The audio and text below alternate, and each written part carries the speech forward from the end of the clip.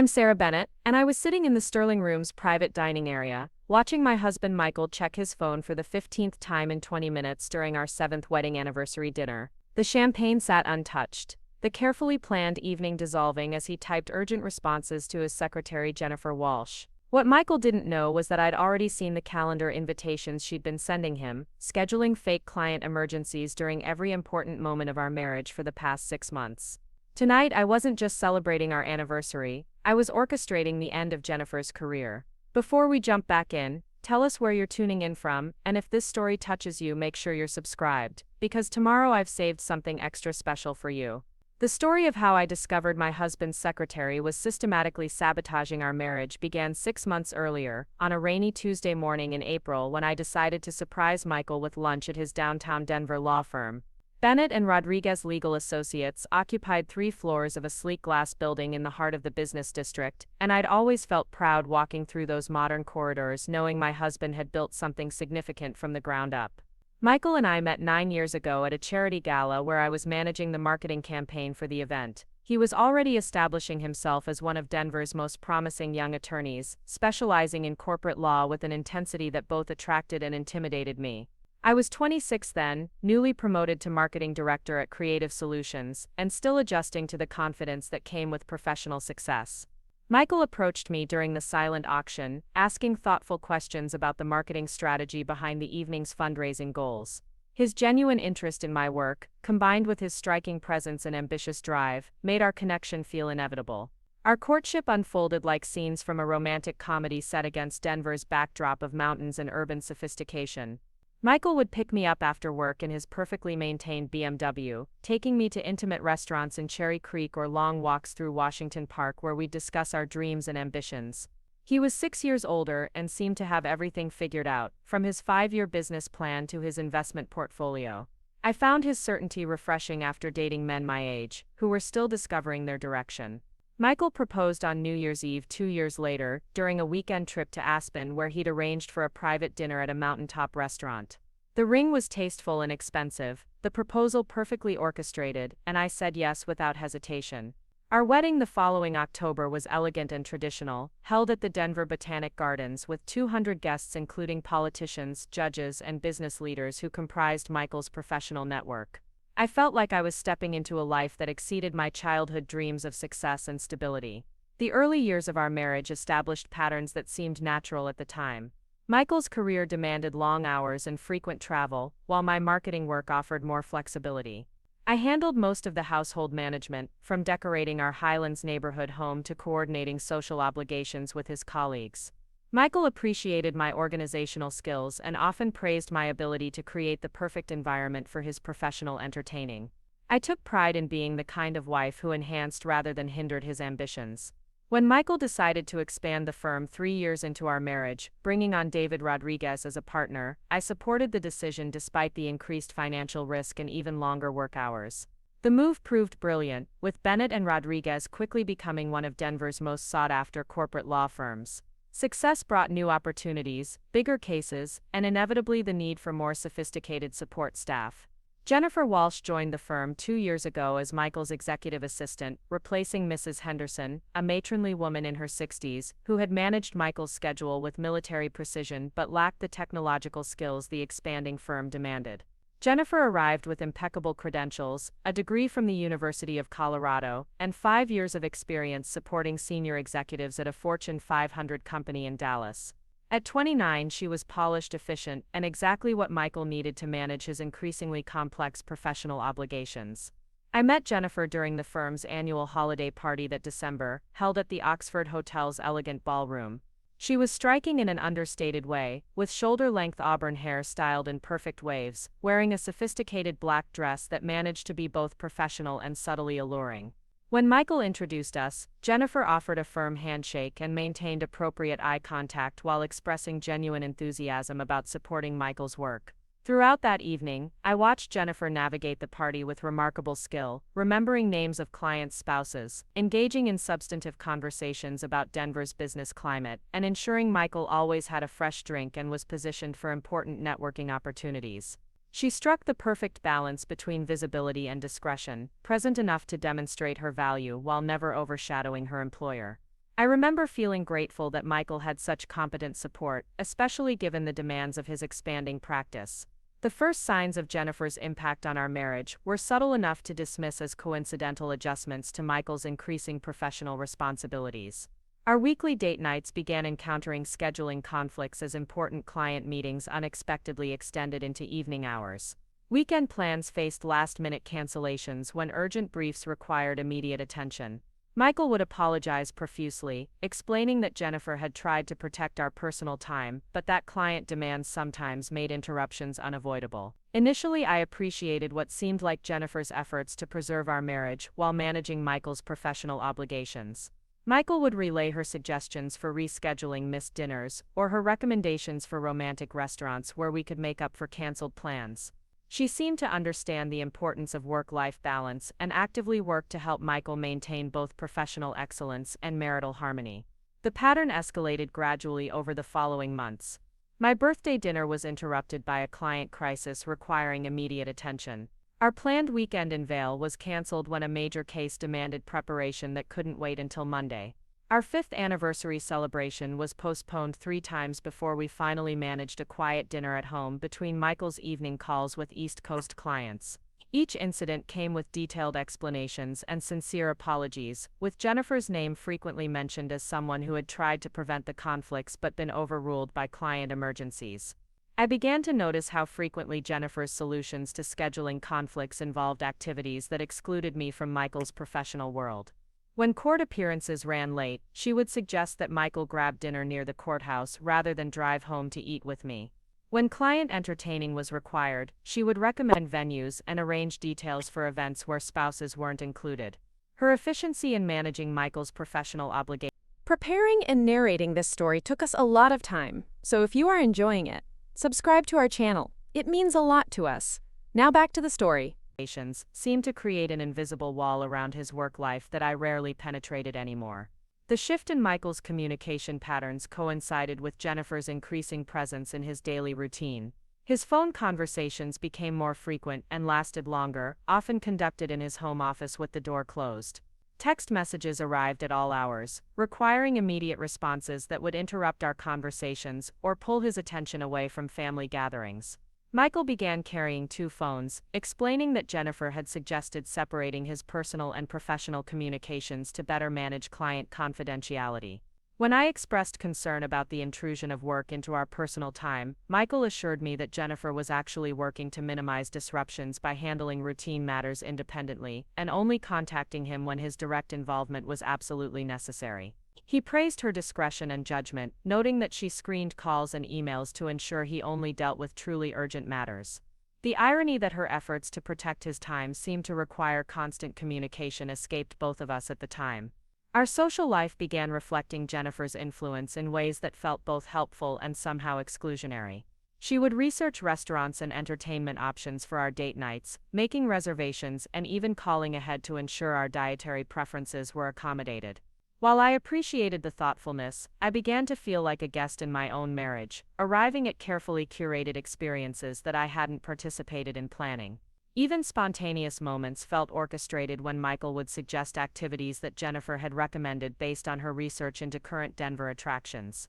The professional boundaries between Michael and Jennifer seemed appropriately maintained on the surface, but subtle intimacies began emerging in their working relationship that made me increasingly uncomfortable.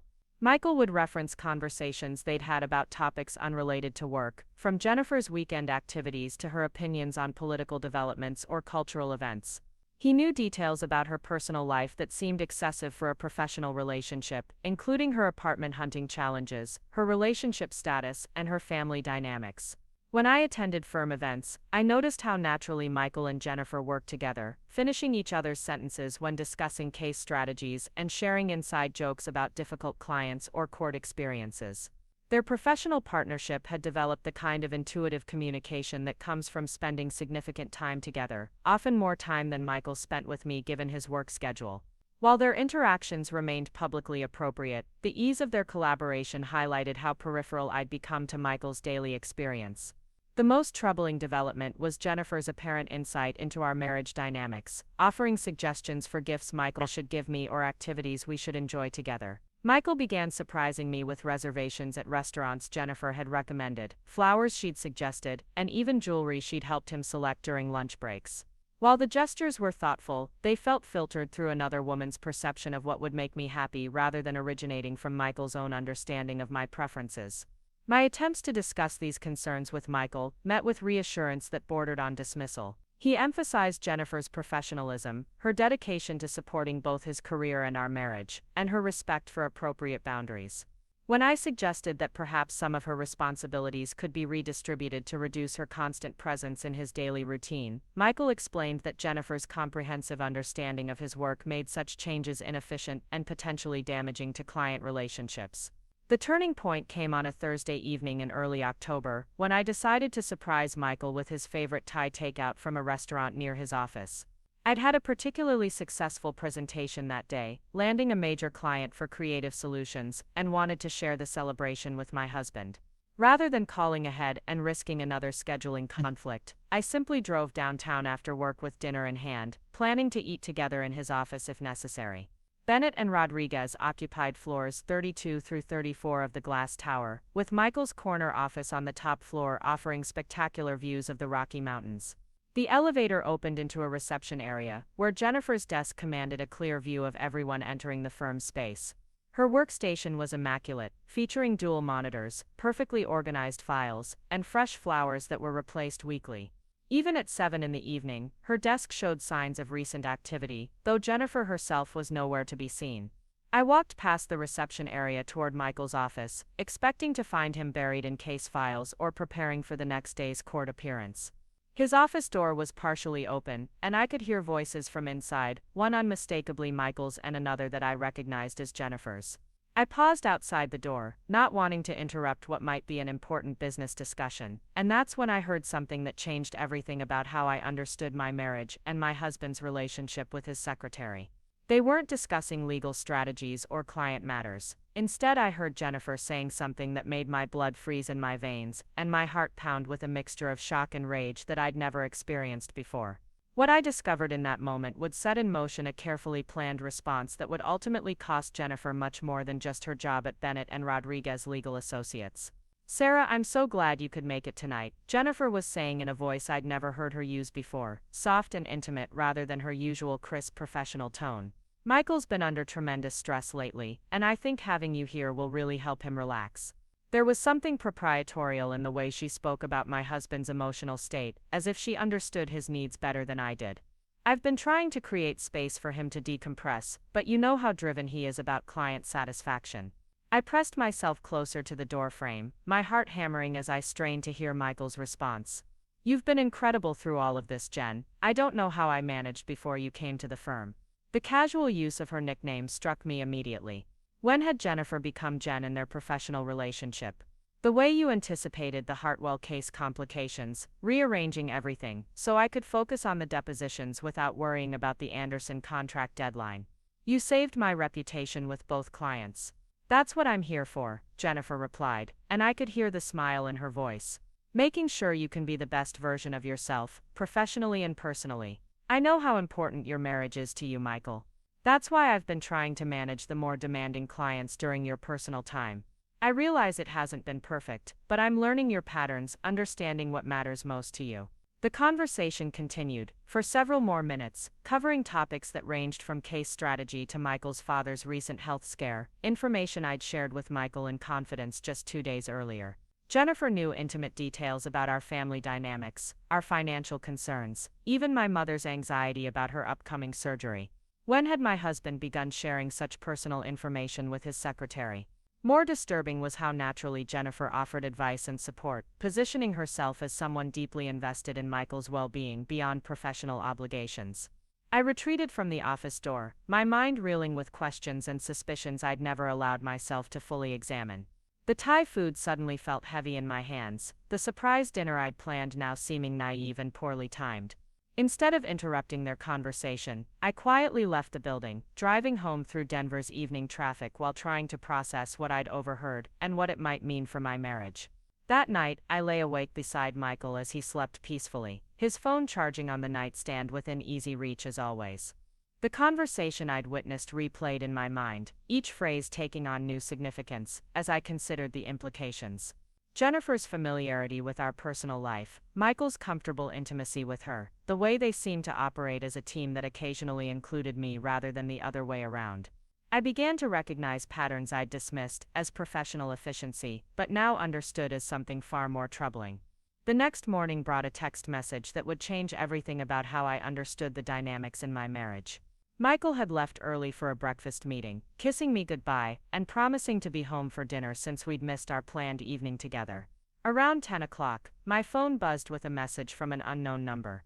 "Mrs. Bennett, this is Amanda Phillips from Morrison & Associates. I was Michael's assistant before Jennifer Walsh. We should talk. There are things you need to know about how Jennifer operates. Can you meet me for coffee today?" My hands trembled as I read the message twice, then a third time. Amanda Phillips. I vaguely remembered Michael mentioning her when discussing his transition to Jennifer's support, describing Amanda as competent but lacking the sophisticated skills his expanding practice required. He'd never mentioned that Amanda worked for Morrison & Associates, one of the most prestigious law firms in Denver. Why would someone with a position at such an established firm have left to work for Michael's smaller practice? And why was she contacting me now? I agreed to meet Amanda at a small coffee shop in Cherry Creek, far enough from both our offices to ensure privacy. The drive over gave me time to prepare questions, though I wasn't entirely sure what I hoped to learn from this conversation. Part of me feared that my growing suspicions about Jennifer were unfounded, products of insecurity rather than genuine cause for concern. Another part of me worried that Amanda would confirm fears I wasn't ready to face about the true nature of Michael's relationship with his current secretary. Amanda Phillips was waiting for me at a corner table when I arrived, a woman in her early 40s with graying brown hair and intelligent eyes behind wire-rimmed glasses. She stood to greet me with a firm handshake and an expression that managed to be both sympathetic and determined. "Thank you for meeting me, Sarah. I know this must seem strange, getting a call from someone you don't really know. But I've been watching what's happening with your husband and Jennifer Walsh, and I couldn't stay silent anymore." We settled into our seats with coffee, and Amanda leaned forward with the intensity of someone who'd been carrying a burden for too long. "I need you to understand something about Jennifer Walsh that your husband doesn't know. She didn't leave Morrison & Associates to work for Michael because she needed better opportunities or more challenging work. She was terminated for inappropriate conduct with a senior partner, specifically for systematically undermining his marriage, while positioning herself as indispensable to his professional and personal life." The coffee shop suddenly felt too warm, the ambient noise fading as I focused entirely on Amanda's words. "What exactly are you saying about Jennifer's conduct at Morrison & Associates?" I managed to ask, though my voice sounded strange to my own ears. Amanda pulled out a tablet and opened what appeared to be a detailed document. Jennifer was hired at Morrison & Associates with excellent references and impressive credentials.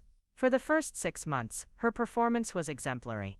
She supported Richard Morrison, the founding partner, with remarkable efficiency and discretion. But gradually she began inserting herself into his personal life in ways that seemed helpful on the surface but were actually quite manipulative.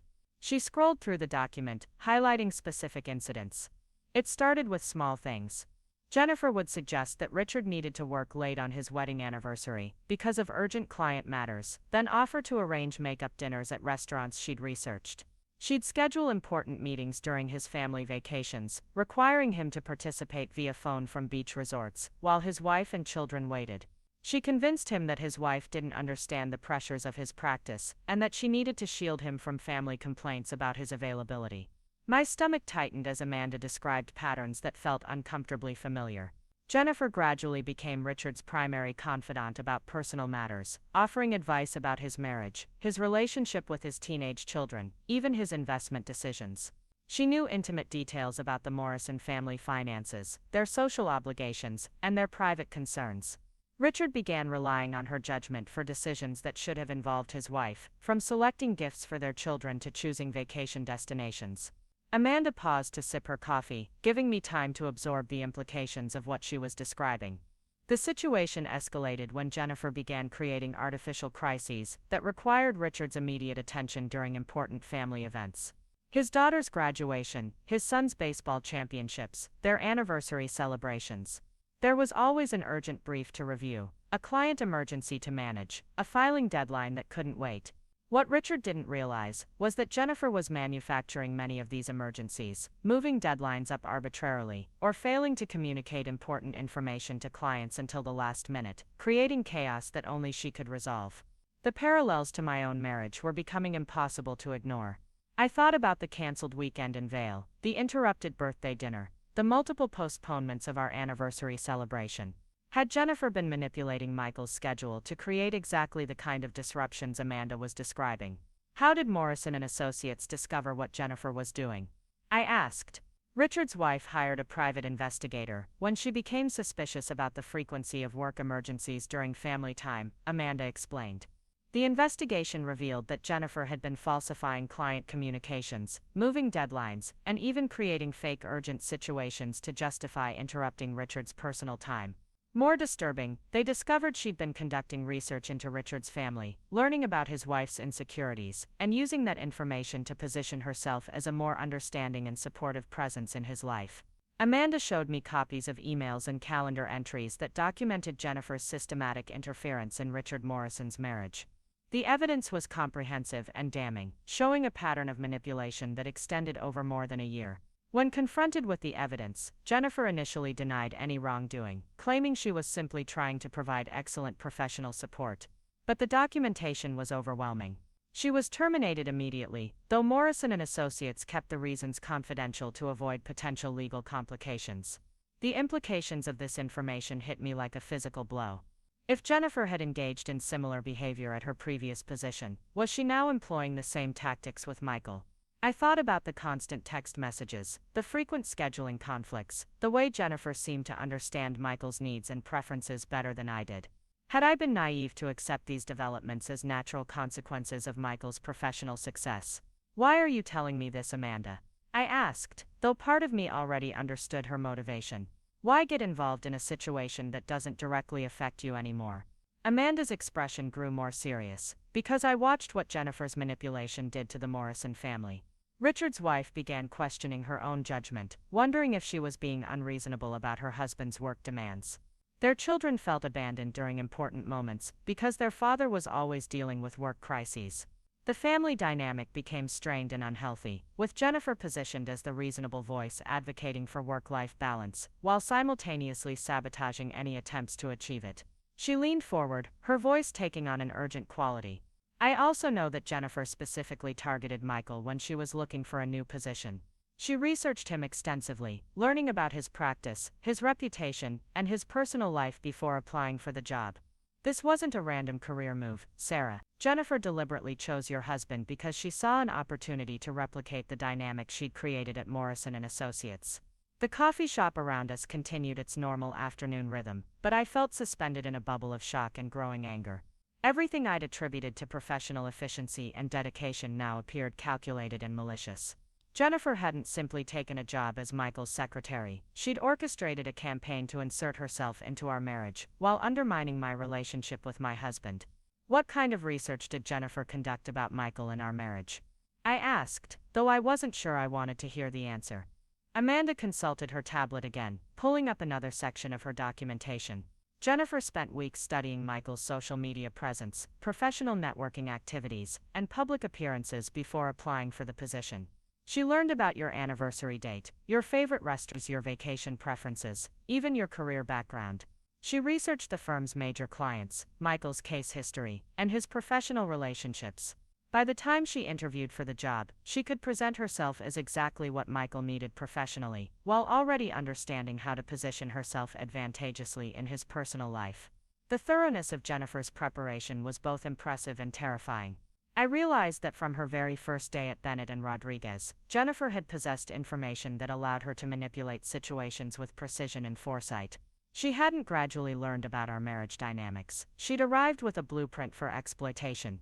Amanda, do you have any evidence that Jennifer is currently engaging in similar behavior with Michael? I asked, needing to understand the scope of what I might be facing. I don't have direct access to Jennifer's current activities, Amanda admitted, but I've been observing from a distance because I felt responsible for not speaking up sooner at Morrison and Associates. I've noticed that Michael's public appearances increasingly feature Jennifer rather than you. Firm events, business networking functions, charity obligations. Jennifer accompanies him to professional dinners and client entertainment events that traditionally included spouses. She's become his public professional partner in contexts where you should be present. The observation stung because it was accurate. Over the past year, I'd attended fewer and fewer of Michael's professional obligations, usually because of scheduling conflicts or last-minute changes that made my participation impractical. Jennifer's presence at these events had seemed natural given her role in managing Michael's calendar and client relationships. Now I understood that her increasing visibility might be part of a deliberate strategy to replace me in important aspects of Michael's public life. Amanda gathered her materials, preparing to leave but clearly wanting to ensure I understood the seriousness of the situation. Sarah, I need you to know that Jennifer is extremely skilled at what she does. She creates genuine value for her employers while simultaneously undermining their personal relationships. Michael probably feels like Jennifer makes his life significantly easier and more manageable. The manipulation is subtle enough that he likely doesn't recognize it as problematic behavior. As we prepared to part ways, Amanda handed me a business card with her contact information. If you decide to investigate this further, I can connect you with Richard Morrison's wife. She documented Jennifer's behavior extensively and might be willing to share her experience. But Sarah, please be careful. Jennifer is intelligent and ruthless. If she realizes you're onto her tactics, she might escalate her efforts to secure her position with Michael. I drove home from that coffee meeting with my worldview fundamentally altered. Everything I'd accepted as normal professional dynamics now appeared as calculated manipulation designed to undermine my marriage while strengthening Jennifer's hold over my husband. The constant work emergencies, the scheduling conflicts, the intimate knowledge of our personal life, Michael's increasing dependence on Jennifer's judgment and support all of it fit the pattern Amanda had described from Morrison and Associates. That evening, I observed Michael's behavior with new awareness, noting details I'd previously dismissed as insignificant. The way he immediately checked messages from Jennifer, responding even during our dinner conversation. His casual references to Jennifer's opinions about everything from restaurant choices to weekend activities. The comfortable familiarity in his voice when he spoke about her, as if she were a close friend rather than an employee. Most telling was his defensive reaction when I suggested that perhaps Jennifer's responsibilities could be redistributed to reduce her constant presence in his daily routine. Over the following days, I began conducting my own careful investigation into Jennifer's current activities and their impact on our marriage. I reviewed Michael's calendar, noting patterns in scheduling conflicts and emergency meetings. I observed his communication habits, tracking the frequency and timing of messages from Jennifer. I researched her background more thoroughly, looking for information that might have been omitted from her employment application at Bennett and Rodriguez. What I discovered exceeded even my worst fears about the extent of Jennifer's manipulation and the threat she posed to my marriage. The evidence I gathered would form the foundation for a response that would expose Jennifer's tactics while protecting my relationship with Michael. But first I needed to understand exactly how deep her infiltration into our lives had progressed and what weapons she might deploy if confronted with evidence of her misconduct. The most disturbing discovery came when I accessed Michael's shared calendar through our family account, something I'd never thought to examine closely before. The pattern of scheduling conflicts that had disrupted our personal time wasn't random or driven by genuine client emergencies. Jennifer had systematically moved meetings and deadlines to create artificial urgency during our planned activities, then positioned herself as the solution to the crises she'd manufactured. Our anniversary dinner reservations had been changed 3 times, each adjustment accompanied by explanations about client demands that required Michael's immediate attention. But examining the calendar entries revealed that Jennifer had rescheduled routine meetings to conflict with our original plans, then suggested alternative dates that happened to coincide with her own availability to work late. Our weekend in Vail had been canceled because of a supposedly urgent brief deadline, but the calendar showed that Jennifer had moved the deadline up by 2 weeks without consulting the client, creating false urgency that required Michael's presence in Denver. Most manipulative were the fake client emergencies that had interrupted our personal time together. Jennifer would receive calls or emails from clients with questions that could easily wait until business hours, but she would present them to Michael as urgent matters requiring immediate attention. When I called several of these clients directly, pretending to conduct a routine satisfaction survey for the firm, they expressed confusion about the urgency Jennifer had claimed, often noting that their inquiries hadn't been time-sensitive at all. The evidence painted a clear picture of systematic manipulation designed to isolate Michael from our marriage, while positioning Jennifer as his primary source of professional and personal support. She had weaponized his dedication to client service and his fear of professional failure, using those motivations to justify increasingly invasive demands on his time and attention.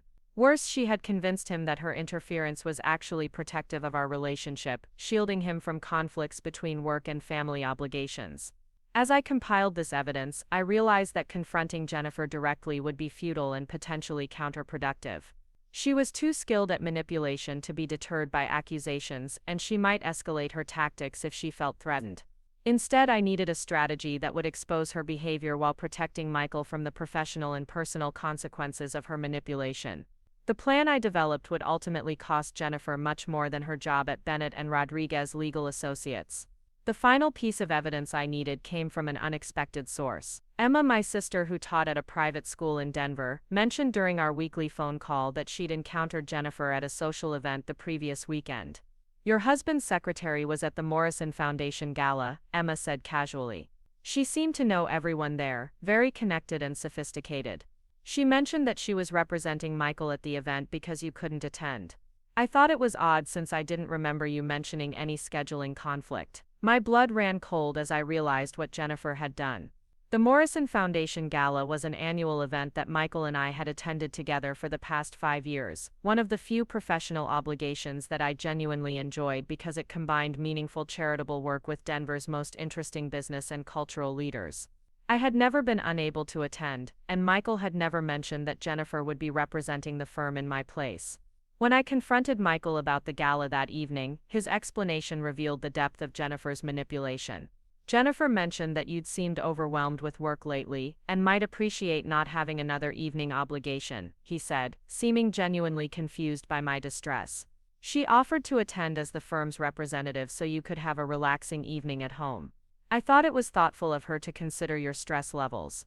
I had never expressed feeling overwhelmed by social obligations, nor had I ever indicated any desire to skip the Morrison Foundation Gala.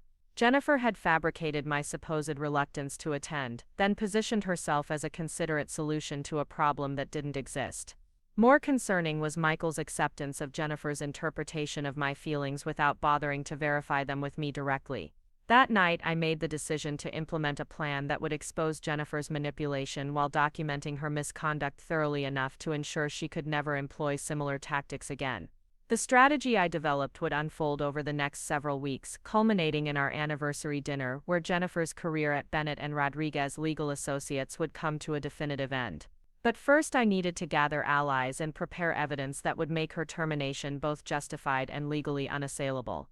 My investigation into Jennifer's activities required careful coordination and strategic thinking that drew upon every skill I'd developed during my marketing career. Building a case against someone as methodical and cunning as Jennifer meant I needed irrefutable evidence, credible witnesses, and a plan that would protect Michael's professional reputation while exposing her misconduct. The first step involved reaching out to Linda Morrison, Richard Morrison's wife, whose experience with Jennifer's previous manipulation would provide both guidance and documentation for my own situation. Linda Morrison agreed to meet me at her home in Denver's exclusive Hilltop neighborhood, a stunning contemporary house that reflected the success of Morrison and Associates. She was an elegant woman in her late 40s with silver-streaked hair and intelligent blue eyes that held both warmth and steely determination.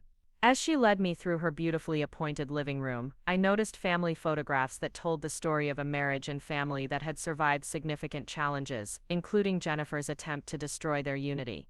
"Amanda Phillips told me you might be dealing with Jennifer Walsh's manipulation tactics," Linda said as we settled into comfortable chairs overlooking her meticulously landscaped garden. "I want you to understand from the beginning that what Jennifer does isn't just unprofessional behavior or workplace boundary issues. She's a predator who systematically destroys marriages while positioning herself as the innocent victim of unreasonable wives who don't understand their husbands' professional demands."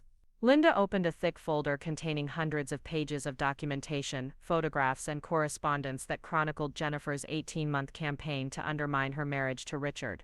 When I first started noticing problems, I blamed myself for being too demanding about Richard's time and attention.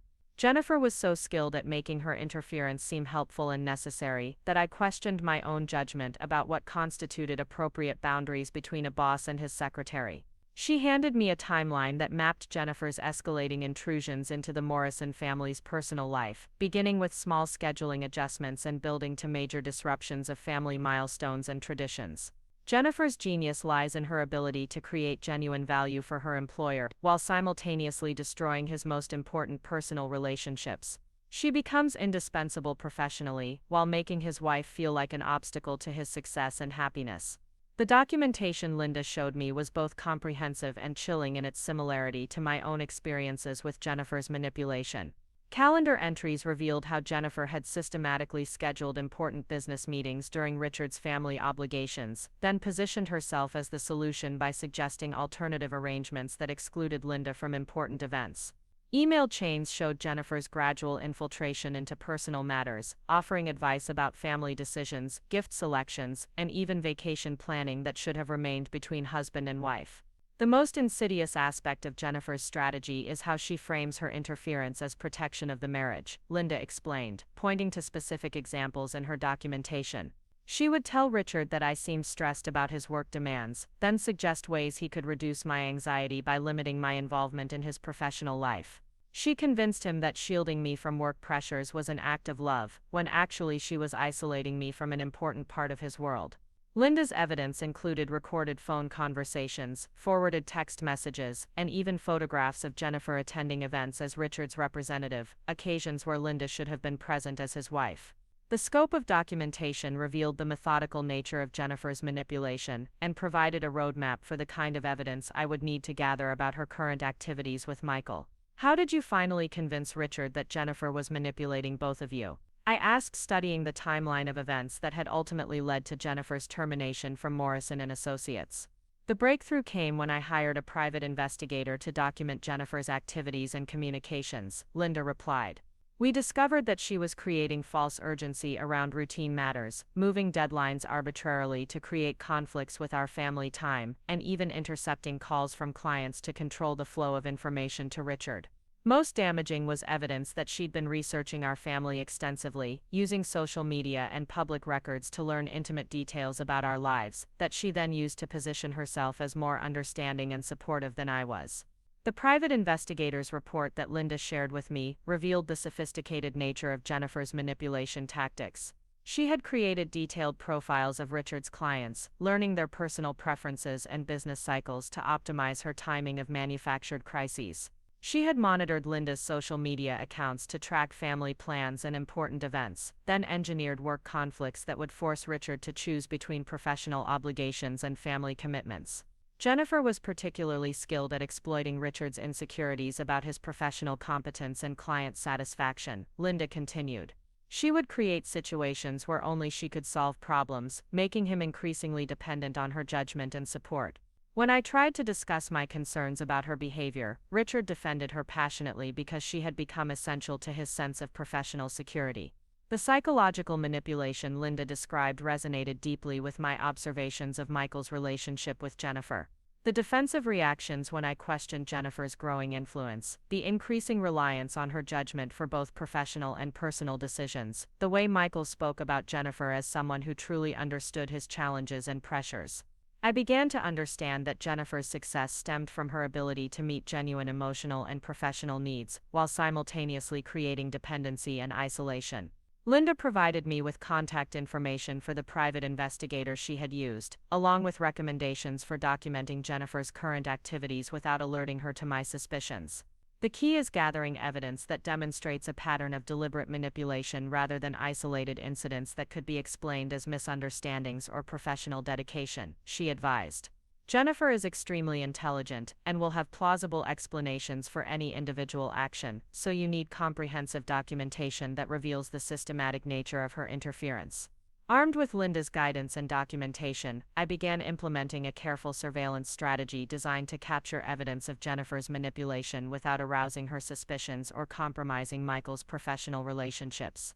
The private investigator Linda recommended, Marcus Chen, specialized in corporate misconduct cases and understood the delicate nature of situations involving workplace relationships and professional reputations. Marcus outlined a strategy that would document Jennifer's activities through multiple channels, including electronic surveillance of communications, physical observation of her interactions with Michael and clients, and verification of her claims about client emergencies and scheduling conflicts. The goal is to build an irrefutable case that demonstrates both the scope of her manipulation and the professional misconduct that justifies her termination, Marcus explained during our initial consultation. The electronic surveillance component required accessing Michael's business communications through our shared technology accounts, something that felt intrusive but necessary given the evidence of Jennifer's systematic deception. What we discovered exceeded even my expectations about the extent of her manipulation and the sophisticated methods she employed to control information flow and create artificial crises. Jennifer had been forwarding Michael's emails to her personal account, allowing her to monitor his communications even outside business hours and respond to messages before Michael was aware of them. She had been editing calendar invitations before they reached Michael, changing meeting times and locations to create scheduling conflicts with our personal plans. Most disturbing, she had been impersonating Michael in email communications with clients, making commitments and scheduling arrangements without his knowledge or approval. The pattern of manufactured emergencies became clear when Marcus cross-referenced Jennifer's claims about urgent client matters with actual client communications and court schedules.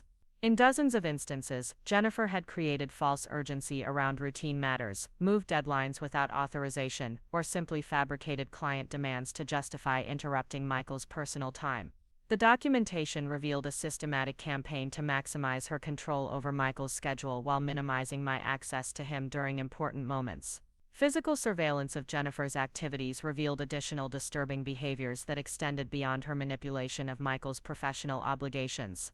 She had been conducting personal research into our marriage, photographing our home during evening walks through our neighborhood, and even following me to social events and family gatherings to gather information about our relationships and activities. Marcus's investigation uncovered evidence that Jennifer had been creating detailed files about our personal life, including photographs of our home, copies of our social media posts, and even records of our financial transactions that she had accessed through her administrative privileges at the law firm. The scope of her surveillance and documentation suggested an obsession that went far beyond professional dedication or even typical workplace manipulation. Jennifer Walsh represents a significant threat not just to your marriage, but potentially to your personal safety, Marcus warned during one of our regular briefings. Her behavior demonstrates characteristics of obsessive personality disorder, and individuals with this profile can become dangerous when their carefully constructed scenarios are threatened or exposed. The most damaging evidence emerged when Marcus traced Jennifer's communications with other professionals in Denver's legal community, revealing that she had been positioning herself as Michael's primary business partner and romantic interest at networking events and social gatherings. She had been telling colleagues that Michael's marriage was troubled, and that she was providing emotional support during his difficult personal situation. These discoveries prompted me to expand the investigation to include Jennifer's financial activities and background verification, areas where Marcus's expertise proved invaluable. What we found revealed a pattern of behavior that extended far beyond her employment at Morrison and Associates, and suggested that Michael and Richard Morrison were not her only victims. Jennifer's financial records showed unexplained income sources and lifestyle expenses that exceeded her salary as an executive assistant. Further investigation revealed that she had been receiving financial support from previous employers, payments that continued long after her employment ended, and suggested ongoing leverage or blackmail rather than legitimate severance arrangements. Background verification uncovered discrepancies in Jennifer's employment history and educational credentials that called into question the entire foundation of her professional qualifications.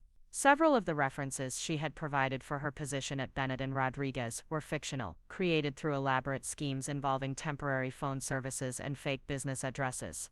Most disturbing was evidence that Jennifer had employed similar manipulation tactics with at least 3 other prominent professionals before targeting Richard Morrison and subsequently Michael. In each case, she had systematically undermined marriages while positioning herself as an indispensable professional and personal support system, ultimately extracting financial benefits and career advancement through her victims' dependency and vulnerability. Jennifer Walsh is not simply an ambitious secretary who crossed professional boundaries, Marcus concluded after weeks of investigation. She's a sophisticated con artist who specializes in exploiting successful men's professional insecurities and emotional needs while destroying their marriages and extracting maximum personal benefit from their dependency on her services. The comprehensive evidence Marcus gathered provided more than enough justification for Jennifer's immediate termination and potential criminal prosecution for fraud, identity theft, and stalking.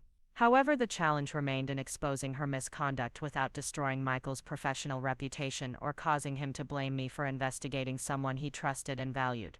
The strategy I developed would need to reveal Jennifer's manipulation in a way that allowed Michael to recognize her betrayal while preserving his dignity and professional standing. The plan required careful timing, strategic revelation of evidence, and coordination with Bennett and Rodriguez's Human Resources Department to ensure that Jennifer's termination was handled properly from both legal and professional perspectives. Patricia Moore, the firm's Human Resources Director, proved to be an invaluable ally when I presented her with Marcus's documentation of Jennifer's misconduct. Patricia had 20 years of experience managing workplace situations and immediately recognized the serious legal and professional implications of Jennifer's behavior. This level of systematic manipulation and privacy violation creates significant liability for the firm. Patricia explained during our confidential meeting. Jennifer's unauthorized access to client information, her impersonation of Michael in business communications, and her surveillance of your personal life constitute serious violations of professional ethics and potentially criminal behavior.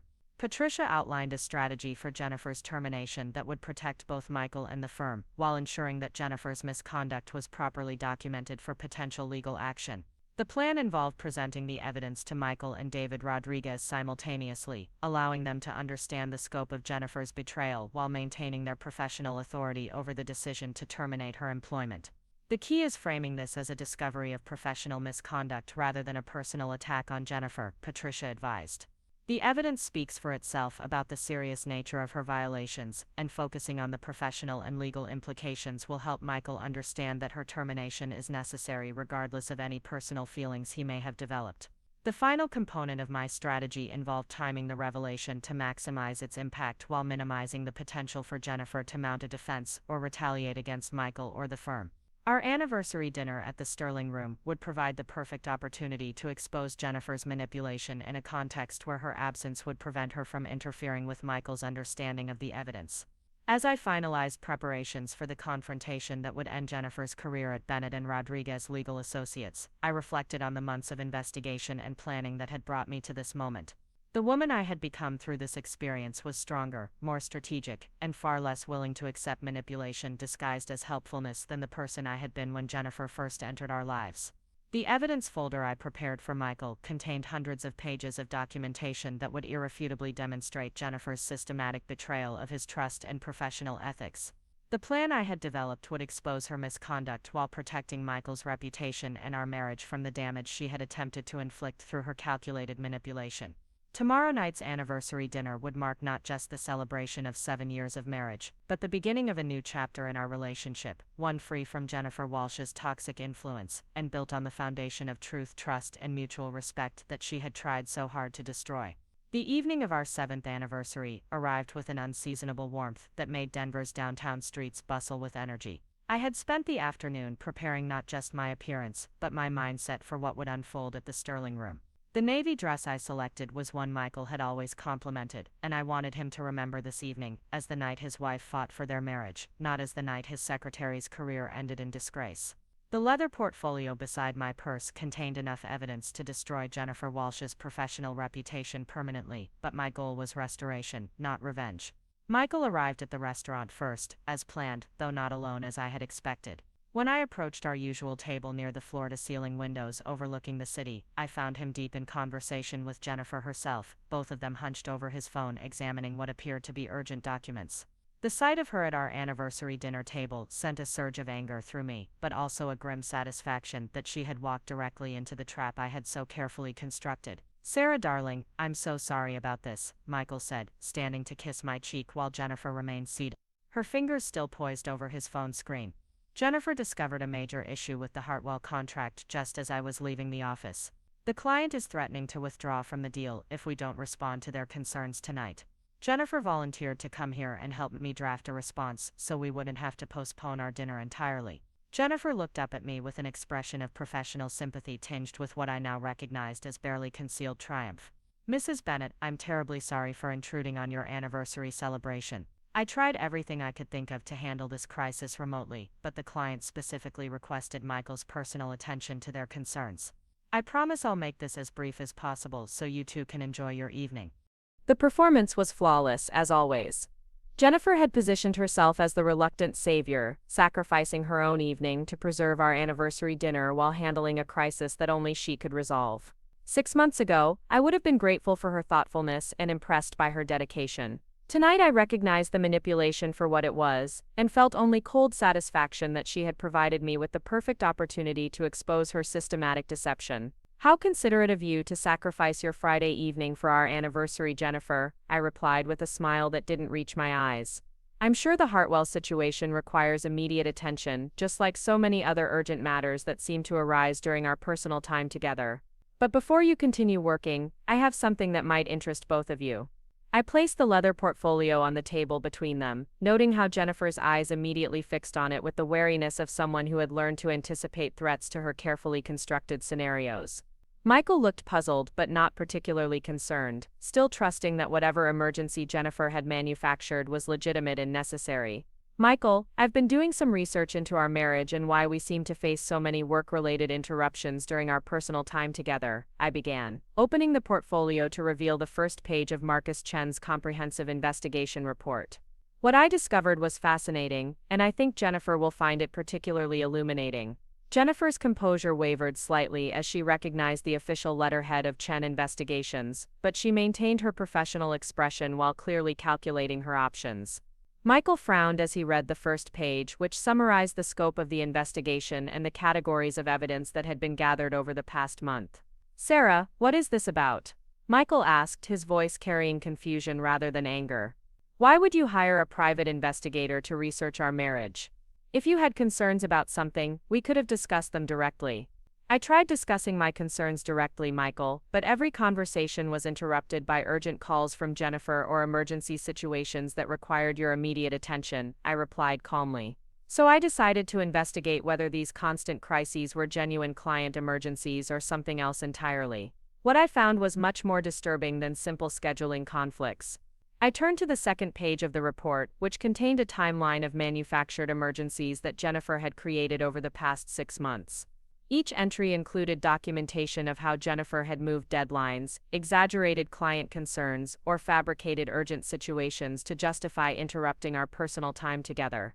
For example, the Hartwell contract crisis that brought Jennifer to our anniversary dinner tonight, I continued, watching Jennifer's face carefully as I spoke. According to Marcus Chen's investigation, the client concerns Jennifer mentioned were actually resolved 3 days ago. The urgent response she claims is needed tonight was fabricated to justify her presence at our anniversary dinner. Michael's expression shifted from confusion to concern as he studied the timeline, his eyes moving between the documented evidence and Jennifer's increasingly pale face. "Jennifer, is this accurate? Did you resolve the Hartwell issues earlier this week?" Jennifer's response revealed the quick thinking that had made her so effective at manipulation, but also the desperation of someone whose carefully constructed lies were crumbling around her.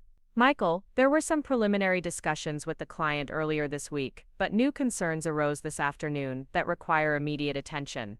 Mrs. Bennett's investigator obviously doesn't have access to the most current client communications."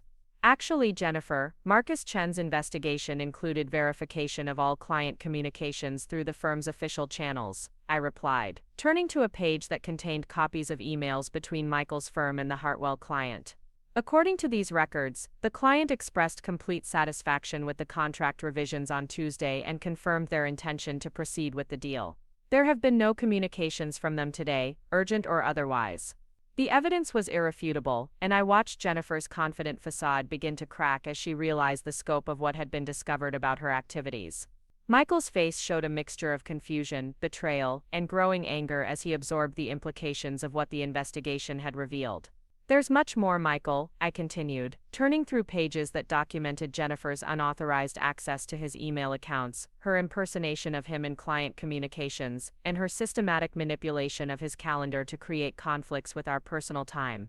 "Jennifer has been intercepting your business communications, making commitments on your behalf without authorization, and creating artificial emergencies to maximize her control over your schedule. Each page I revealed contained more damning evidence of Jennifer's professional misconduct and personal boundary violations. Michael's shock deepened as he discovered that Jennifer had been forwarding his confidential emails to her personal account, editing calendar invitations before they reached him, and even conducting surveillance of our personal life through unauthorized research and physical observation. Jennifer has also been sharing intimate details about our marriage with colleagues throughout Denver's legal community, I continued, presenting documentation of her conversations with other professionals where she had portrayed herself as Michael's primary support system during his supposedly troubled marriage. She's been positioning herself as your business partner and romantic interest at networking events, telling people that you're seeking emotional support during marital difficulties. Jennifer's desperate attempt to maintain her innocence revealed the depth of her manipulation skills, but also her inability to counter comprehensive evidence gathered by professional investigators. Mrs. Bennett, I understand you might feel threatened by the professional relationship Michael and I have developed, but these accusations are completely unfounded. Everything I've done has been to support Michael's career and protect your marriage from the stresses of his demanding practice. Actually, Jennifer, protecting our marriage was never your responsibility or your right, I replied firmly. Your job was to provide professional administrative support, not to manipulate Michael's schedule, intercept his communications, or position yourself as his personal confidant and decision-maker. The evidence shows that you've systematically violated professional boundaries while conducting an elaborate campaign to undermine our marriage. Michael had been silent during this exchange, studying the evidence with the careful attention he brought to complex legal cases. When he finally spoke, his voice carried the controlled anger of someone who had discovered a profound betrayal of trust. Jennifer, I need you to explain how you justify intercepting my business communications and making commitments to clients without my knowledge or authorization, he said, his tone shifting to the formal register he used during difficult professional confrontations. These email records show that you've been responding to client inquiries using my name and signature, making scheduling commitments that I wasn't aware of, and editing calendar invitations before they reached me. Jennifer's response revealed her fundamental miscalculation about Michael's priorities and values. She had assumed that his professional dependence on her services would override his commitment to ethical business practices and personal integrity. Michael, everything I did was to make your life easier and more manageable. You were under tremendous stress trying to balance client demands with your personal obligations. I was simply streamlining your communications and decision-making processes to help you focus on the most important matters. Streamlining my communications by impersonating me in client emails is fraud, Jennifer. Michael replied coldly. Editing calendar invitations without my knowledge is manipulation of business documents. Intercepting confidential client communications violates attorney-client privilege and professional ethics. These aren't helpful efficiency measures, they're serious violations of professional conduct that could cost me my license to practice law. The conversation continued for nearly an hour, with Jennifer's explanations becoming increasingly desperate as the evidence mounted against her.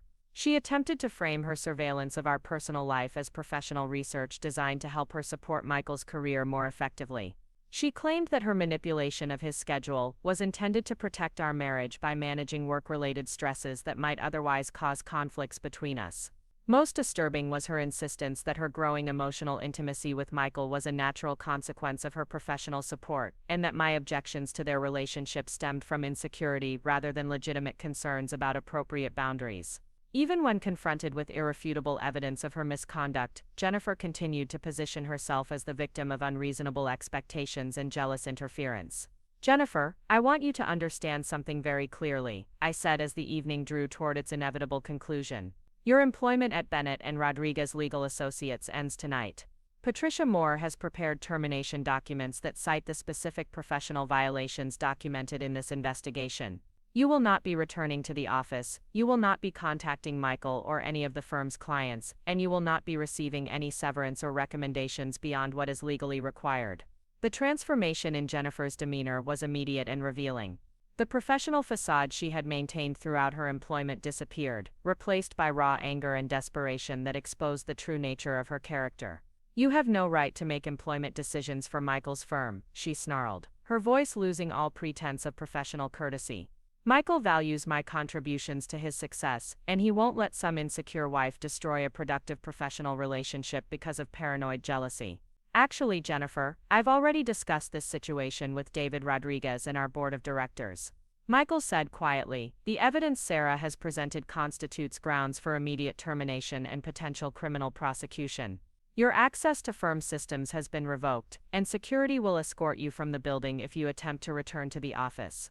The finality in Michael's voice seemed to penetrate Jennifer's desperation, and I watched her realize that her carefully constructed scenario had collapsed completely. The power she had accumulated through manipulation and deception was gone, and the professional relationships she had cultivated were now permanently damaged by the exposure of her misconduct. "You're making a terrible mistake," Jennifer said, gathering her purse and the phone she had been using to manufacture tonight's fake emergency. "Michael, you know how much value I bring to your practice. Your clients trust me, your colleagues respect me, and your productivity has never been higher than it has been since I started supporting your work. Sarah is asking you to sacrifice professional success because she can't handle your dedication to your career. My dedication to my career doesn't require sacrificing my marriage or my professional ethics," Michael replied firmly. "The productivity gains you mention were achieved through fraud, manipulation, and violations of client confidentiality. Whatever value you brought to the firm is negated by the serious legal and ethical violations documented in this investigation." As Jennifer left the restaurant, I felt a complex mixture of relief, satisfaction, and sadness.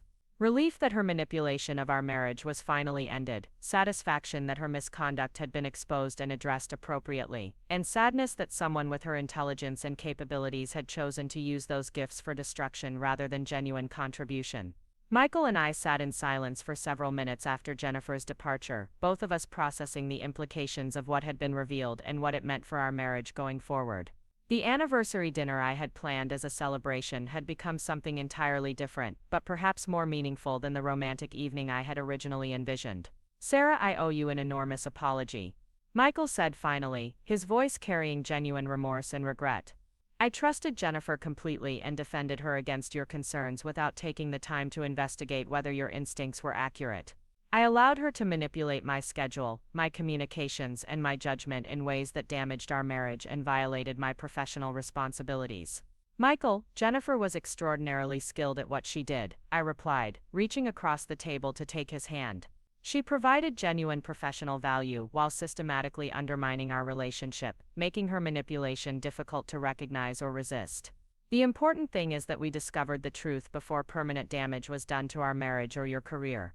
The conversation that followed was one of the most honest and productive we had shared in months, free from the constant interruptions and manufactured emergencies that had characterized our interactions since Jennifer's arrival at the firm. Michael expressed genuine curiosity about my experience of his changing behavior and availability, acknowledging patterns he hadn't recognized while under Jennifer's influence. We discussed the professional and personal boundaries that would guide his future employment decisions, the communication strategies that would prevent similar manipulation in future relationships, and the steps we would take to rebuild the intimacy and trust that Jennifer's interference had eroded. The evening that had begun with confrontation and exposure ended with reconnection and renewed commitment to our marriage. 3 months later, I reflected on the transformation that had occurred in both our marriage and our individual lives since Jennifer's departure from Bennett and Rodriguez Legal Associates. Michael had hired a new executive assistant, Mrs. Caroline Peters, a 62-year-old grandmother with 30 years of experience supporting legal professionals and zero interest in involving herself in her employer's personal life. The change in Michael's stress levels and work-life balance was immediate and dramatic. Without Jennifer's constant manufacture of artificial emergencies, his actual workload proved manageable within normal business hours. Client relationships improved when communications returned to direct, honest exchanges rather than Jennifer's manipulated interpretations and unauthorized commitments. Most importantly, our marriage had emerged stronger and more resilient from the experience of recognizing and defeating Jennifer's manipulation. The investigation and confrontation had required me to develop assertiveness and strategic thinking skills that enhanced my confidence in both personal and professional contexts. Michael had gained awareness of manipulation tactics and boundary issues that would protect him from similar exploitation in the future. The legal consequences for Jennifer extended beyond her termination from Bennett and Rodriguez Legal Associates. The evidence of fraud, identity theft, and unauthorized access to confidential information resulted in criminal charges that effectively ended her career in Denver's legal community. Her previous victims, including Richard Morrison and others we discovered during the investigation, provided additional testimony that supported a pattern of professional misconduct spanning several years. Patricia Moore's handling of Jennifer's termination became a case study within Denver's human resources community for addressing complex workplace manipulation situations. The comprehensive documentation and strategic approach we had developed provided a template for other organizations facing similar challenges with employees who violated professional boundaries while providing genuine value. As I prepared this account of our experience with Jennifer Walsh, I realized that her systematic manipulation had taught us valuable lessons about recognizing and responding to professional and personal boundary violations. The skills I developed during the investigation process enhanced my marketing career, leading to a promotion and increased responsibility for managing complex client relationships. Michael's awareness of manipulation tactics improved his ability to recognize similar patterns in opposing counsel and difficult clients, actually enhancing his effectiveness as an attorney. Our marriage had become more communicative, more collaborative, and more resilient as a result of navigating this challenge together. The anniversary dinner that had begun with Jennifer's presence at our table and ended with her termination from Michael's firm became a turning point that strengthened rather than damaged our relationship. Sometimes the greatest threats to our marriages come not from obvious enemies, but from people who position themselves as helpful allies while systematically undermining the relationships they claim to support. The most important lesson from our experience with Jennifer Walsh was the recognition that professional relationships require the same careful boundary maintenance as personal relationships. Allowing employees or colleagues to become overly involved in personal decisions, family dynamics, or marriage issues creates opportunities for manipulation that can devastate both professional and personal life. My advice to anyone facing similar manipulation is to trust their instincts when professional relationships begin affecting personal life in uncomfortable ways, document concerning behaviors before confronting them directly, and seek professional help when dealing with sophisticated manipulators who have significant influence over important aspects of life. The evening that had started with Jennifer scheduling meetings during our anniversary ended with me successfully rescheduling her employment status to permanently terminated. Sometimes protecting our marriages requires strategic thinking, comprehensive investigation, and the courage to confront uncomfortable truths about people we've learned to trust. Most importantly, this experience taught us that the strength of a marriage isn't measured by its ability to avoid challenges, but by its capacity to recognize threats, address them effectively, and emerge stronger from the process of protecting what matters most. The weeks following Jennifer's termination brought unexpected challenges and revelations that extended far beyond the immediate satisfaction of exposing her manipulation. As news of her dismissal spread through Denver's legal community, other professionals began coming forward with their own experiences of Jennifer's boundary violations and manipulative behavior. What I had initially viewed as a personal victory over someone who threatened my marriage evolved into something much larger, a reckoning that would reshape how the entire legal community approached professional relationships and workplace conduct. David Rodriguez called an emergency meeting 3 days after the anniversary dinner incident, his usually calm demeanor replaced by visible concern about the potential ramifications for Bennett and Rodriguez legal associates. The conference room on the 34th floor felt tense as Michael and I sat across from David and Patricia Moore, surrounded by stacks of documentation that had emerged since Jennifer's termination. Other law firms had begun reaching out with questions about Jennifer's employment history, and several clients had expressed concerns about communications they had received from her during her tenure at the firm. We're dealing with a much bigger situation than we initially realized. David began, consulting notes he had compiled from various conversations with colleagues throughout the city. Jennifer's manipulation tactics weren't limited to her interference in your marriage, Sarah. She was systematically violating client confidentiality, making unauthorized commitments on behalf of the firm, and even attempting to poach clients for what appears to have been a planned competing practice.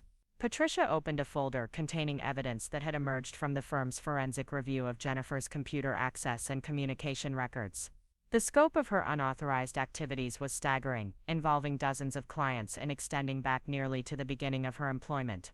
She had been copying confidential case files to external drives, forwarding sensitive client information to personal email accounts, and maintaining detailed records of the firm's business strategies and client relationships. The most serious concern is that Jennifer appears to have been building a comprehensive database of our clients' personal and financial information, Patricia explained, highlighting specific examples from the forensic analysis. She accessed tax records, financial statements, and personal correspondence that had no relevance to her administrative responsibilities. This information could be used for identity theft, blackmail, or corporate espionage. Michael's face had grown increasingly pale as he absorbed the implications of what Patricia was describing. His professional reputation and the firm's integrity were at stake, and the woman he had trusted with the most sensitive aspects of his practice had been systematically betraying that trust for nearly 2 years. The manipulation of our marriage, while personally devastating, was apparently just one component of a much larger scheme that threatened the firm's survival. We need to notify every client whose information Jennifer accessed, Michael said, his voice tight with controlled anger and professional concern. We'll need to offer credit monitoring services, review all the commitments she made on our behalf, and potentially face malpractice claims if clients suffered damages from her unauthorized activities. The conversation continued for hours as we developed a comprehensive response strategy that would protect the firm's clients, preserve its professional reputation, and address the legal implications of Jennifer's misconduct. The process was exhausting and humbling, forcing Michael to confront the extent to which he had allowed Jennifer to operate without proper oversight or accountability. Over the following days, more disturbing details emerged about Jennifer's activities and their impact on other professionals in Denver's legal community. Richard Morrison contacted Michael directly to discuss their shared experience and coordinate their responses to potential legal action.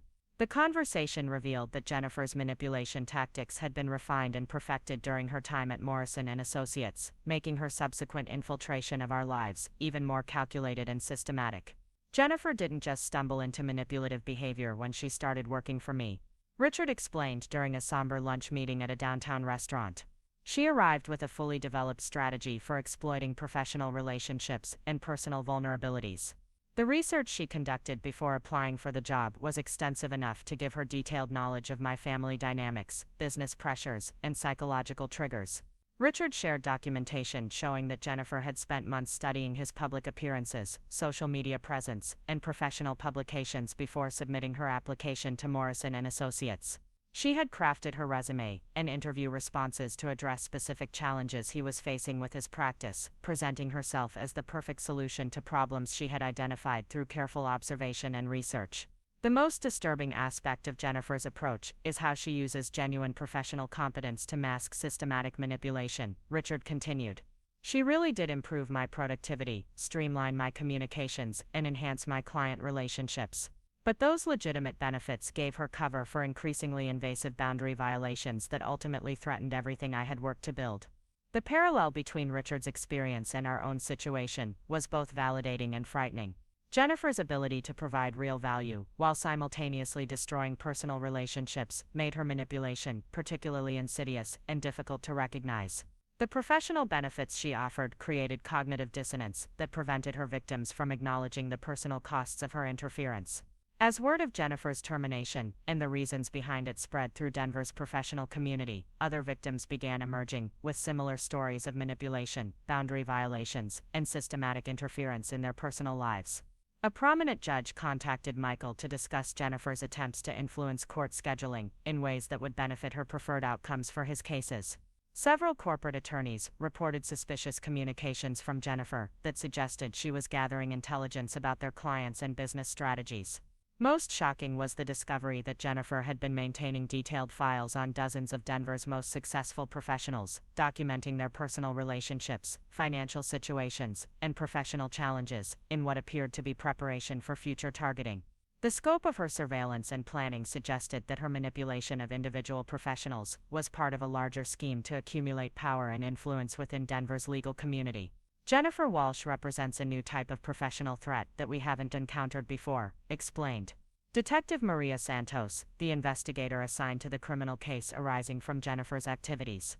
She combined sophisticated manipulation skills with genuine professional competence, allowing her to infiltrate organizations and relationships in ways that traditional fraud or theft schemes couldn't accomplish. Detective Santos outlined the criminal charges that had been filed against Jennifer, including fraud, identity theft, stalking, and computer crimes related to her unauthorized access to confidential information. The investigation had expanded to include federal authorities because of the potential interstate implications of Jennifer's client data theft and the sophisticated nature of her surveillance activities. The challenge in prosecuting cases like this is that the victims often maintain positive feelings toward the perpetrator because of the genuine benefits they received from the relationship, Detective Santos explained. Jennifer's victims praise her professional skills, even as they acknowledge the damage she caused to their personal lives. This psychological complexity makes it difficult to build cases that juries can understand and prosecutors can successfully argue. The federal investigation uncovered evidence that Jennifer's manipulation tactics extended far beyond Denver's legal community. She had apparently operated similar schemes in Dallas, Phoenix, and Seattle before arriving in Colorado, leaving a trail of damaged marriages and compromised professional practices across the western United States. Each location followed the same pattern: intensive research into target professionals, strategic positioning for employment, systematic manipulation of personal relationships, and extraction of confidential information before moving to the next opportunity. Jennifer Walsh is essentially a professional predator who specializes in exploiting successful men's emotional and professional vulnerabilities, explained Dr. Amanda Roberts, a forensic psychologist who consulted on the case. She identifies individuals who are achieving significant career success but may be experiencing stress or insecurity about their personal relationships. Then she positions herself as the solution to both their professional challenges and their emotional needs. Dr. Roberts' analysis helped me understand why Michael had been so susceptible to Jennifer's manipulation despite his intelligence and professional success. The pressures of building his practice, the complexity of balancing work and family obligations, and his genuine desire to be successful in both areas had created vulnerabilities that Jennifer exploited with surgical precision. The most dangerous aspect of Jennifer's manipulation is how she frames her interference as support for her victims' existing values and goals. Dr. Roberts continued. She convinced Michael that her interference in your marriage was actually protective of your relationship. She made him believe that her systematic isolation of him from family obligations was helping him become a better husband and provider. This cognitive manipulation is much more sophisticated than simple workplace boundary violations. The psychological profile that emerged from Dr. Roberts' analysis painted a picture of someone whose manipulation skills were so refined that they approached the level of professional expertise. Jennifer had studied psychology, human behavior, and organizational dynamics extensively, using that knowledge to identify and exploit specific weaknesses in her targets' personal and professional lives. As the criminal investigation progressed, the civil implications of Jennifer's actions became increasingly complex and far-reaching. Multiple law firms faced potential malpractice claims related to Jennifer's unauthorized client communications and commitments. Several marriages had been damaged or destroyed by her interference, leading to divorce proceedings where Jennifer's manipulation was cited as a contributing factor. The financial costs of her activities extended into millions of dollars when considering client damages, legal fees, and remediation expenses. Bennett and Rodriguez legal associates faced particular scrutiny because of the extensive client information Jennifer had accessed during her employment. Michael spent countless hours working with Patricia Moore and outside counsel to notify affected clients, provide credit monitoring services, and review all business commitments Jennifer had made without authorization. The process was both financially and emotionally exhausting, requiring Michael to acknowledge the extent to which he had failed to properly supervise someone he had trusted completely. The hardest part of this experience has been recognizing how completely I was manipulated by someone I trusted and valued, Michael told me during one of our many conversations about the ongoing investigation and its implications. Jennifer made me feel like she was essential to my success, that my professional achievement depended on her support and guidance. She convinced me that your concerns about our relationship were signs of insecurity rather than legitimate observations about inappropriate boundaries. The process of rebuilding trust between Michael and me required extensive communication about how Jennifer's manipulation had affected our relationship and what changes were necessary to prevent similar situations in the future. We established new protocols for Michael's professional relationships, including regular check-ins about any employee or colleague who began involving themselves in personal matters or family decisions. Most importantly, we developed a shared understanding of the warning signs that had preceded Jennifer's systematic manipulation of our marriage. The pattern of manufactured emergencies, the gradual erosion of our shared time together, the increasing dependence on Jennifer's judgment for both professional and personal decisions, and the defensive reactions when her influence was questioned. Recognition of these patterns would help us identify and address similar threats in the future.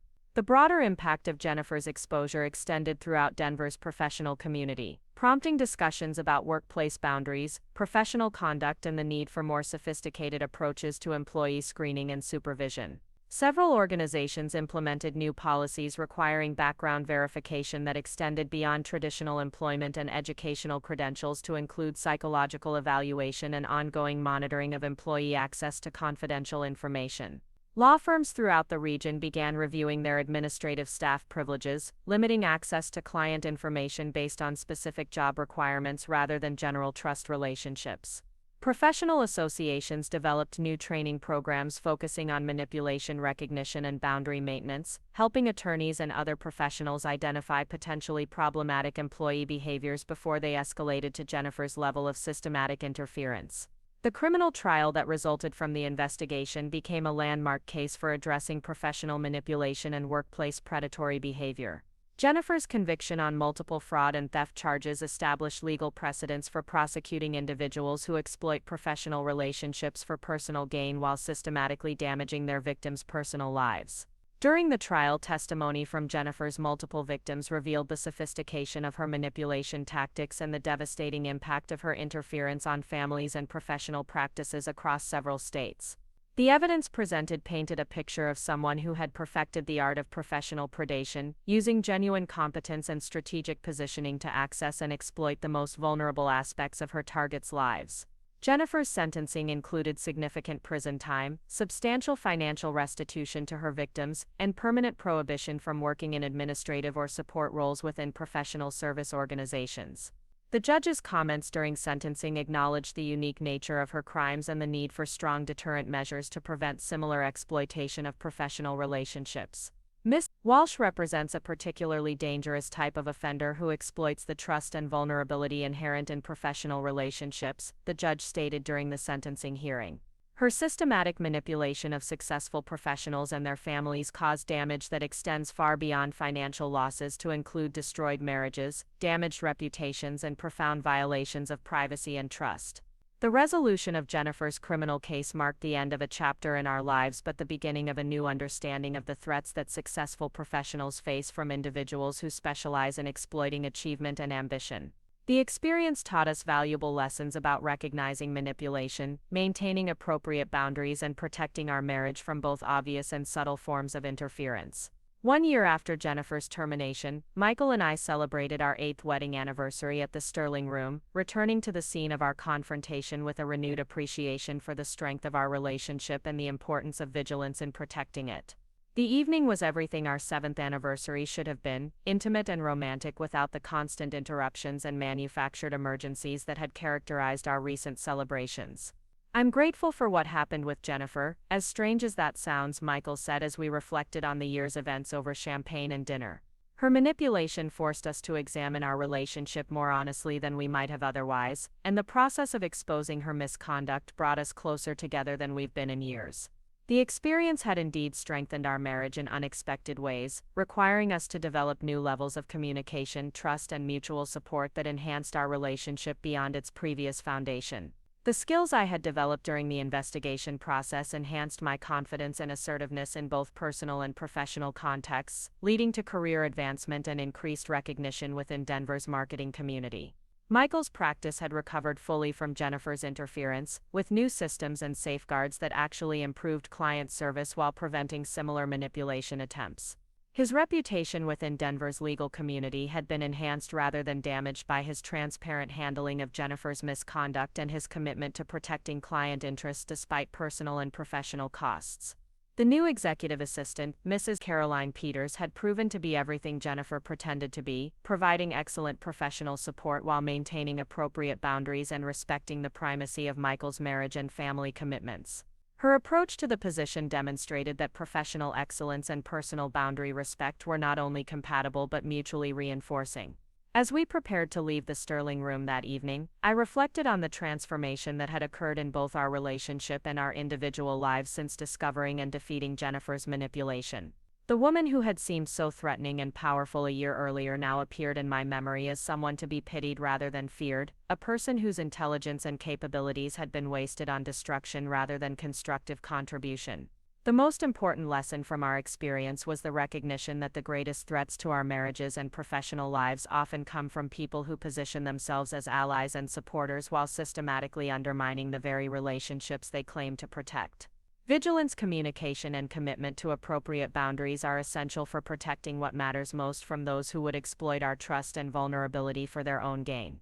Our anniversary celebration ended with a toast to the strength we had discovered in facing and overcoming Jennifer's manipulation together, and to the renewed commitment we had made to protecting our marriage from all threats, obvious and subtle. Sometimes the most valuable gifts come in the most unexpected packages, and Jennifer's betrayal had ultimately given us a stronger, more resilient relationship than we had ever imagined possible. 2 years have passed since that transformative anniversary dinner at the Sterling Room, and the ripple effects of exposing Jennifer Walsh's manipulation continue to influence both our personal lives and the broader professional community in ways I never anticipated. What began as a desperate attempt to save my marriage has evolved into something much larger, a catalyst for change that has touched dozens of families and reshaped how Denver's business community approaches workplace relationships and professional boundaries. The most unexpected development came 6 months ago when I received a call from Rebecca Martinez, a documentary filmmaker who had learned about Jennifer's case through court records and media coverage. Rebecca was producing a feature-length documentary about professional manipulation and workplace predators, focusing on cases where highly skilled individuals exploit trust relationships for personal gain, while systematically destroying their victims' personal lives. Your story represents something we're seeing more frequently in professional environments, Rebecca explained during our initial meeting at her production office in downtown Denver. Sophisticated manipulators who combine genuine competence with systematic boundary violations, making their exploitation difficult to recognize and even harder to prosecute. The Jennifer Walsh case has become a reference point for understanding this emerging threat. Rebecca's research had uncovered a disturbing pattern of similar cases across the country, involving executive assistants, office managers, and administrative professionals who had exploited their positions to infiltrate and manipulate their employers' personal relationships. The common elements included extensive pre-employment research into targets' vulnerabilities, gradual boundary erosion disguised as professional dedication, and systematic interference in family relationships while positioning themselves as protective allies. What makes your case unique is the comprehensive documentation you gathered and the successful prosecution that resulted, Rebecca continued. Most victims of this type of manipulation never recognize what's happening until irreversible damage has been done to their marriages and professional reputations. Your investigation and strategic response provide a blueprint for identifying and addressing similar situations. Participating in Rebecca's documentary required me to revisit the emotional journey of discovering Jennifer's manipulation and the challenging process of exposing her misconduct while protecting my marriage and Michael's career. The interviews were both cathartic and difficult, forcing me to articulate lessons I was still learning about trust, intuition, and the importance of maintaining boundaries in professional relationships. Michael's participation in the documentary project reflected his own growth and healing from the experience. His willingness to discuss publicly how Jennifer had manipulated his judgment and exploited his professional insecurities demonstrated a level of self-awareness and vulnerability that had strengthened rather than weakened his reputation within Denver's legal community. I want other professionals to understand how someone like Jennifer operates, Michael explained during his documentary interview. The manipulation was so gradual and so skillfully disguised as helpful support that I didn't recognize the damage being done to my marriage and my professional integrity. If sharing our experience helps even one person identify similar manipulation in their own life, the discomfort of public disclosure will be worthwhile. The documentary's release generated national attention for Jennifer's case and similar situations, leading to speaking engagements and consulting opportunities that I had never anticipated. Professional organizations began inviting me to discuss manipulation recognition and boundary maintenance, while human resources departments sought guidance on developing policies to prevent workplace predators from exploiting trust relationships. These speaking engagements revealed the widespread nature of professional manipulation and the hunger for practical strategies to address it. Audience members consistently shared their own experiences with boundary violations, emotional manipulation, and systematic interference in their personal lives by colleagues or employees who position themselves as indispensable supporters. The most rewarding aspect of this unexpected advocacy role has been connecting with other victims of similar manipulation and helping them understand that their experiences were neither isolated nor their fault. The validation and support these connections provide demonstrate the profound healing that comes from recognizing patterns of exploitation and developing strategies to prevent future victimization. During one particularly memorable speaking engagement at a national legal conference, I met Dr. James Patterson, a forensic psychologist who had been studying professional manipulation for over a decade. Dr. Patterson's research confirmed that cases like Jennifer's were becoming increasingly common as manipulative individuals recognized the vulnerability of successful professionals who often prioritized achievement over relationship maintenance. The modern professional environment creates ideal conditions for sophisticated manipulation, Dr. Patterson explained during our conversation after my presentation. High-achieving individuals often struggle with work-life balance, making them vulnerable to anyone who promises to simplify their professional obligations while managing their personal relationships. This vulnerability is particularly acute for people who derive significant identity and self-worth from professional success. Dr. Patterson's analysis helped me understand why Michael had been so susceptible to Jennifer's manipulation despite his intelligence and normally excellent judgment. The pressure to maintain professional excellence while building a successful practice had created emotional needs that Jennifer exploited with remarkable precision and skill. Jennifer's approach was textbook manipulation of high achievers, Dr. Patterson continued. She identified Michael's core insecurities about balancing professional demands with marriage obligations, then positioned herself as the solution to those concerns. By taking responsibility for managing both his professional efficiency and his personal relationships, she made herself indispensable while systematically undermining the very relationships she claimed to protect. The psychological insights Dr. Patterson provided enhanced my understanding of manipulation tactics and informed the workshops I began developing for professional organizations. These workshops focus on helping individuals recognize the early warning signs of professional manipulation, establish appropriate boundaries with colleagues and employees, and maintain healthy skepticism about anyone who seeks to manage multiple aspects of their personal and professional lives. The workshop curriculum I developed covers the specific tactics Jennifer employed, including manufactured urgency, artificial crisis creation, boundary erosion disguised as helpfulness, and emotional manipulation disguised as professional support. Participants learn to recognize these patterns and develop strategies for maintaining appropriate professional relationships without sacrificing effectiveness or efficiency. The response to these workshops has been overwhelmingly positive, with organizations reporting improved workplace dynamics and reduced vulnerability to manipulation after implementing the boundary maintenance strategies we discuss. Several companies have adopted new hiring practices that include psychological screening and ongoing monitoring of employees who have access to sensitive personal or professional information. One of the most significant developments resulting from our experience has been the creation of the Professional Boundary Institute, a nonprofit organization dedicated to educating professionals about manipulation recognition and prevention. Michael and I serve on the board of directors alongside psychologists, legal experts, and other professionals who have experience with workplace manipulation and boundary violations. The Institute provides resources for individuals experiencing professional manipulation, training programs for organizations seeking to protect their employees from predatory behavior, and research funding for studies examining the psychological and social factors that contribute to workplace exploitation. The work has become a meaningful way to transform our painful experience into something that helps others avoid similar situations. The Institute's research has identified several key factors that increase vulnerability to professional manipulation, including social isolation, work-life imbalance, perfectionist tendencies, and external validation dependence. Understanding these risk factors helps individuals develop protective strategies and organizations create environments that discourage manipulative behavior.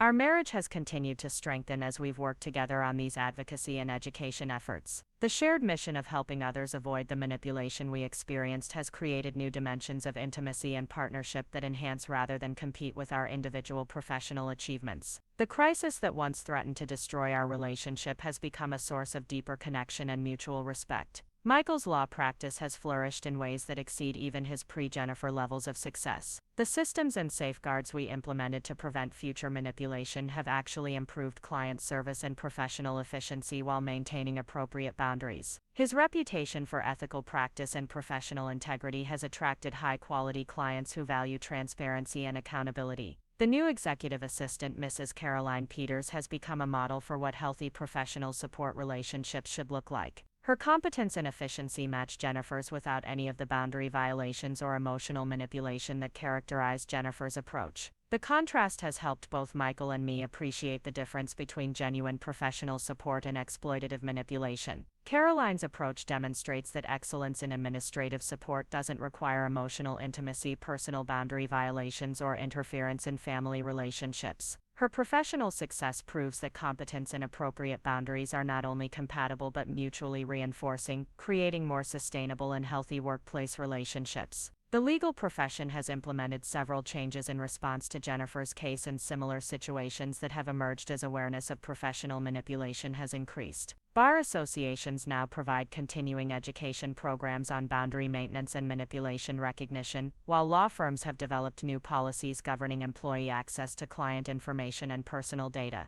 These professional developments reflect a growing recognition that traditional approaches to workplace conduct and professional relationships are insufficient for addressing sophisticated manipulation tactics. The legal community's response to Jennifer's case has become a model for other professions seeking to protect their members from similar exploitation. As I reflect on the journey from that shocking discovery in Michael's office to our current roles as advocates and educators, I'm struck by the unexpected ways that personal crisis can become the foundation for meaningful contribution. The skills I developed investigating Jennifer's manipulation have enhanced my marketing career, leading to recognition as an expert in crisis communication and reputation management. The confidence and assertiveness I gained from successfully confronting Jennifer's manipulation have transformed my approach to both personal and professional challenges. I no longer accept inappropriate behavior or boundary violations as the price of maintaining harmony, and I've learned to trust my instincts when situations feel uncomfortable or exploitative. Michael's growth has been equally significant, involving the development of emotional intelligence and relationship skills that have enhanced both his marriage and his professional effectiveness. His willingness to acknowledge his vulnerability to manipulation and learn from the experience has actually strengthened his credibility and leadership within Denver's legal community. The anniversary dinners we've shared since exposing Jennifer's manipulation have become celebrations not just of our marriage's longevity, but of its resilience and growth through adversity. Each year brings new appreciation for the strength we discovered in ourselves and each other during that challenging period, and renewed commitment to protecting our relationship from all forms of interference. Last month's anniversary dinner at the Sterling Room included a toast to the lessons we've learned and the lives we've been able to impact through sharing our experience. The restaurant that once witnessed Jennifer's manipulation and our confrontation with her has become a symbol of our victory over exploitation and our commitment to helping others achieve similar freedom.